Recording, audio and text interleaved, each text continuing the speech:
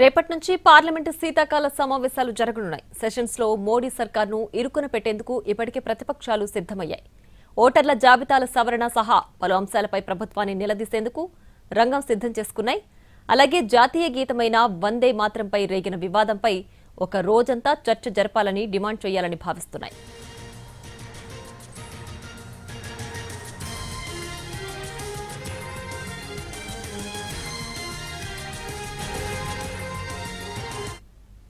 అఖిలపక్ష సమావేశం కొనసాగుతోంది. కేంద్ర రక్షణ శాఖ మంత్రి రాజ్నాథ్ సింగ్ నేతృత్వంలో అఖిలపక్షాలు భేటీ అయ్యాయి.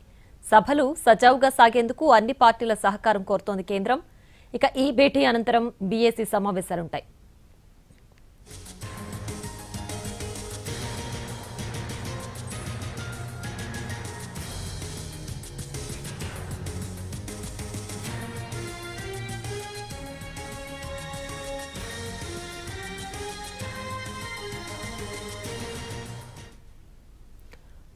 ఇక రేపు పార్లమెంటు శీతాకాల సమావేశాలు ప్రారంభం కాబోతున్నాయి. దీనికి సంబంధించి పూర్తి డీటెయిల్స్ మా ప్రతినిధి ప్రసాద్ లైవ్ లో అందించడానికి సిద్ధంగా ఉన్నారు.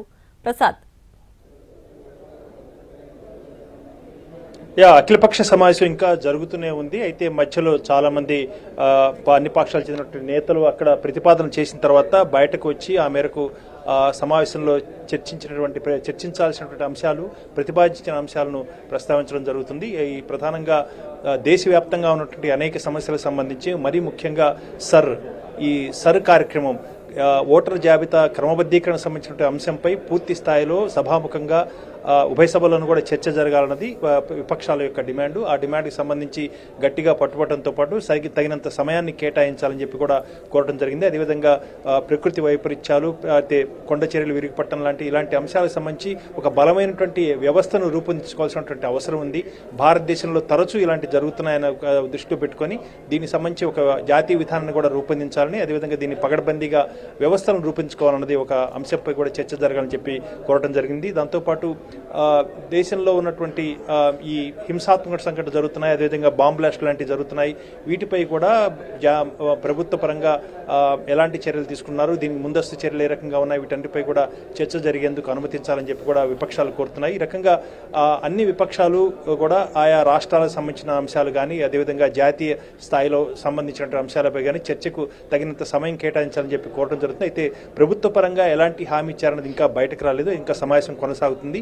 ప్రస్తుతం అన్ని పార్టీల నేతలు ఏ అంశాలు చెప్తున్నారు వాటిని కూడా నమోదు చేసుకునే కార్యక్రమం చేస్తున్నారు. ఆ తర్వాత ప్రభుత్వ పరంగా ఎలాంటి హామీ ఇస్తున్నది కిరణ్ రిజిజు ఆ తర్వాత సమావేశానంతరం మీడియాతో మాట్లాడేందుకు అవకాశం ఉంది. ఆ తర్వాత స్పష్టత వచ్చే అవకాశం ఉంది. ప్రధానంగా తెలుగు రాష్ట్రాలకు సంబంధించి, తెలుగు రాష్ట్రాల్లో ఇప్పటికే ఏపీలో మరి ముఖ్యంగా తుఫాను వల్ల తీవ్ర స్థాయిలో నష్టం జరిగింది. దీనిపై చర్చ జరగాలి. అదేవిధంగా ఆక్వా రైతులు, అరటి లాంటి రైతులు, మొక్కజొన్న లాంటి రైతులు, పత్తి రైతులకు అనేకమైనటువంటి సమస్యలు ఉన్నాయి. వీటిపై కూడా సమగ్రంగా చర్చ జరిగి సభాముఖంగా రైతులకు భరోసా ఇవ్వాలన్న అంశాన్ని కూడా ప్రస్తావించినట్టుగా తెలుగుదేశం పార్లమెంటరీ పార్టీ నాయకుడు శ్రీకృష్ణదేవరాయలు చెప్పడం జరిగింది. ఈ రకంగా అనేక అంశాలు ఉన్నాయి. అయితే అందరూ కూడా అంటే ఏపీ చెందినటువంటి పార్టీలన్నీ కూడా, ముఖ్యంగా తెలంగాణ సంబంధించినటువంటి పార్లమెంటరీ పార్టీ నాయకుడిగా సురేష్ రెడ్డి కూడా పాల్గొన్నారు. ఆయన కూడా చెప్పడం జరిగింది. ప్రధానంగా కార్యక్రమాన్ని, ఓటరు క్రమబద్ధీకరణ కార్యక్రమాన్ని స్వాగతిస్తున్నాము. అయితే దీనికి సంబంధించినటువంటి అనేక అంశాలు సాంకేతికంగా పగడబందీగా కొన్ని చర్యలు తీసుకోవాలి.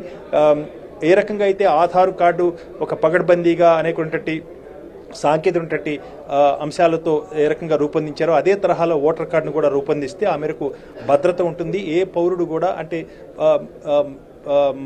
ఓటరుకు ఒక భద్రత కల్పించే అంశంపై కూడా ఆలోచించి ఆ మేరకు ఈ కార్యక్రమాన్ని రూపొందించాలి, కార్యక్రమాన్ని అమలు చేయాలి. స్వాగతిస్తున్న అంశాన్ని కూడా తెలుగుదేశం పార్టీ చెబుతుంది. ఖచ్చితంగా దీనిపై సమగ్రమైనటువంటి అంశాన్ని కూడా చర్చించాలనే అంశాన్ని కూడా ఈ సభాముఖంగా కూడా చర్చించాలని చెప్పి కూడా ప్రతిపాదించినట్టుగా తెలుస్తుంది. అయితే బహిరంగ సభలు, తొక్కిసలాట్లు, అదేవిధంగా మరణాలు సంభవించడం వీటన్నిటి కూడా దృష్టిలో పెట్టుకుని సమగ్రంగా ఒక జాతీయ విధానాన్ని రూపొందించి ఒక రాష్ట్రాలకు కొంత సూచనలు చేసే విధంగా ఒక జాతీయ విధానం రూపొందించాలి. దీనిపై చర్చ జరగాలి. అనేక సందర్భాల్లో ఇటు మతపరమైనటువంటి అంశాలు కానీ, అదేవిధంగా ఆధ్యాత్మికమైనటువంటి అంశాలు కానీ పెద్ద ఎత్తున జనం గుమికూడటం, అదేవిధంగా బహిరంగ సభల్లో తొక్కిసలాడడం జరిగింది. ఇటీవల తమిళనాడు జరిగినటువంటి అంశం కూడా దృష్టిలో పెట్టుకుని ఒక జాతీయ విధానాన్ని రూపొందించాలి. దీనిపై సమగ్రంగా చర్చ జరగాలన్నది ఒక ప్రతిపాదన చేయడం జరిగింది. ఇలాంటి అనేక అంశాలు అనేక రాష్ట్రాల్లో ఆయా ప్రాంతీయంగా ఉన్నటువంటి సమస్యలు, అదేవిధంగా జాతీయ స్థాయిలో ఉన్నటువంటి అనేక అంశాలపై చర్చ జరగాలని చెప్పి ప్రతిపాదన చేశారు. ప్రభుత్వ పరంగా ఏ రకంగా హామీ లభిస్తుంది, ప్రభుత్వ పరంగా రాజ్నాథ్ సింగ్ ఏ రకంగా ఈ సభలో ఈ సమావేశంలో అఖిలపక్ష నేతలకు ఏ రకంగా సమాధానం ఇస్తారు, ఏ రకంగా ప్రతిపాదన చేస్తారు అన్నది వేచి చూడాల్సి ఉంది. కిరణ్ రిజిజు మరి కొద్దిసేపట్లో సమావేశానంతరం మీడియాతో మాట్లాడేందుకు అవకాశం ఉంది. Right Prasad, thanks for the updates.